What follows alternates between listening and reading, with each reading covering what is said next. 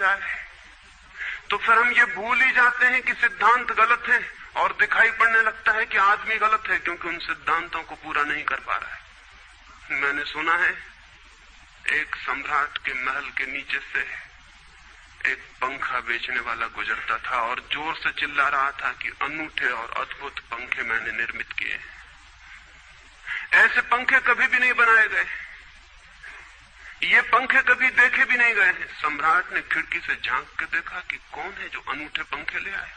सम्राट के पास सब तरह के पंखे थे, दुनिया के कोने कोने में जो मिल सकते थे। और नीचे देखा गलियारे में खड़ा हुआ एक आदमी, साधारण 2-2 पैसे के पंखे होंगे, और चिल्ला रहा है कि अनूठे अद्वितीय। उस आदमी को ऊपर बुलाया और पूछा कि इन पंखों में क्या खूबी है, दाम क्या है इन पंखों के। उस पंखे वाले ने कहा कि महाराज दाम ज्यादा नहीं है, पंखे को देखते हुए दाम बहुत कम है, सिर्फ 100 रुपए का पंखा है। सम्राट ने कहा 100 रुपए?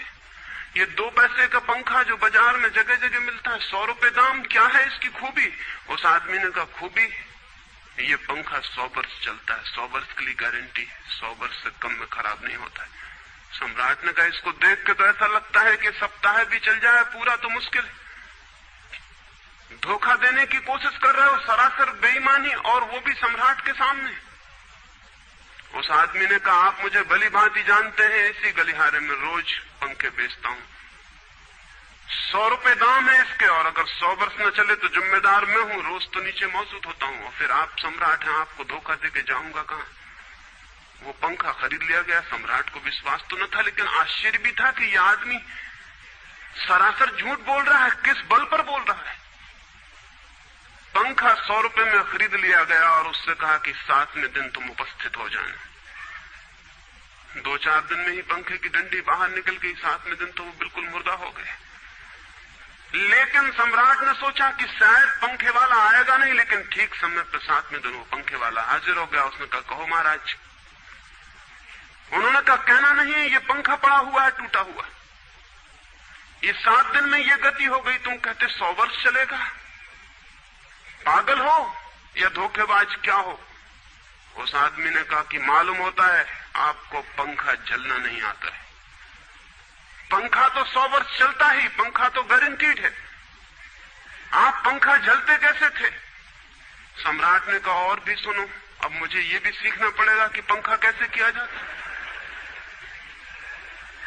उस आदमी ने कहा कृपा करके बताइए कि इस पंखे की गति 7 दिन में ऐसी कैसे बना दी आपने, किस भांति पंखा किया? सम्राट ने पंखा उठा के करके दिखाया कि इस भांति मैंने पंखा किया। उस आदमी ने कहा समझ गया, बोल इस तरह पंखा नहीं किया जाता। सम्राट ने कहा और क्या रास्ता है पंखा जलने का? उस आदमी ने कहा पंखा पकड़िए सामने और सिर को हिलाइए, पंखा 100 वर्ष चलेगा, आप समाप्त हो जाएंगे लेकिन पंखा बचेगा। पंखा गलत नहीं है, आपके जलने का ढंग गलत है। यह आदमी पैदा हुआ है 5-6 हजार या 10,000 वर्ष की संस्कृति का, यह आदमी फल है, लेकिन संस्कृति गलत नहीं है, यह आदमी गलत है। आदमी मरता जा रहा है रोज, और संस्कृति की दुहाई चलती चली जाती है कि महान संस्कृति, महान धर्म, महान सब कुछ, और उसका ये फल है, आदमी उसी संस्कृति से गुजरा है और ये परिणाम है उसका। लेकिन नहीं, आदमी गलत है और आदमी को बदलना चाहिए अपने को, और कोई कहने की हिम्मत नहीं उठाता कि कहीं ऐसा तो नहीं है कि 10,000 वर्षों में जो संस्कृति और धर्म आदमी को प्रेम से नहीं भर पाए, वो संस्कृति और धर्म गलत हो।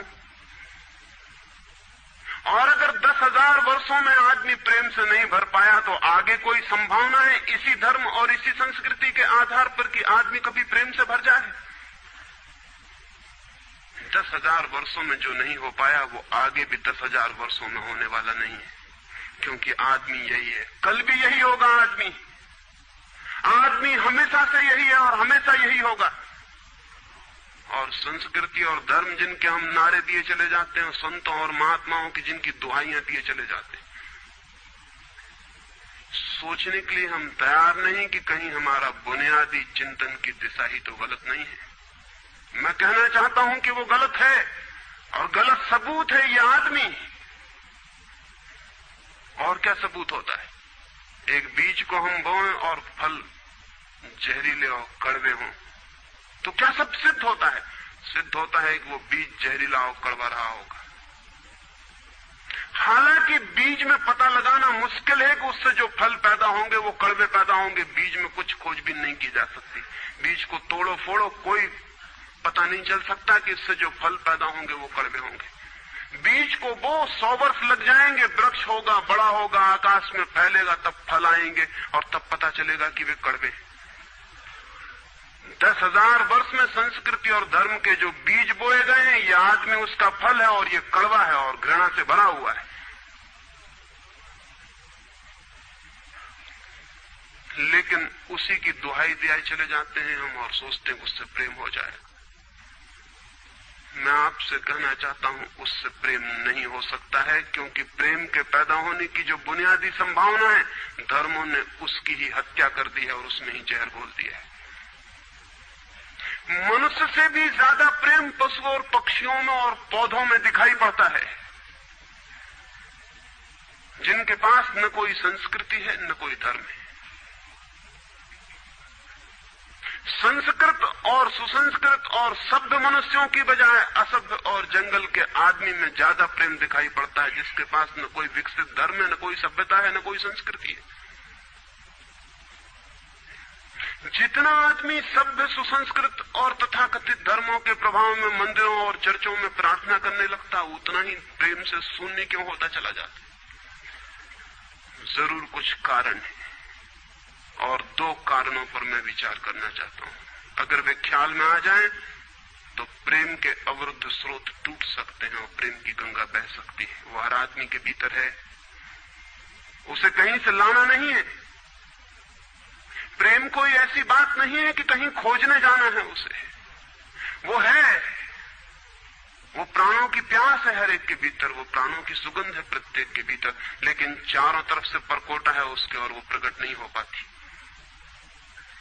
सब तरफ पत्थर की दीवार है और वो झरने नहीं फूट पाते। तो प्रेम की खोज और प्रेम की साधना कोई पॉजिटिव, कोई विधायक खोज और साधना नहीं है कि हम जाएं और कहीं प्रेम सीख लें। एक मूर्तिकार एक पत्थर को तोड़ रहा था, कोई देखने गया था कि मूर्ति कैसे बनाई जाती है। उसने देखा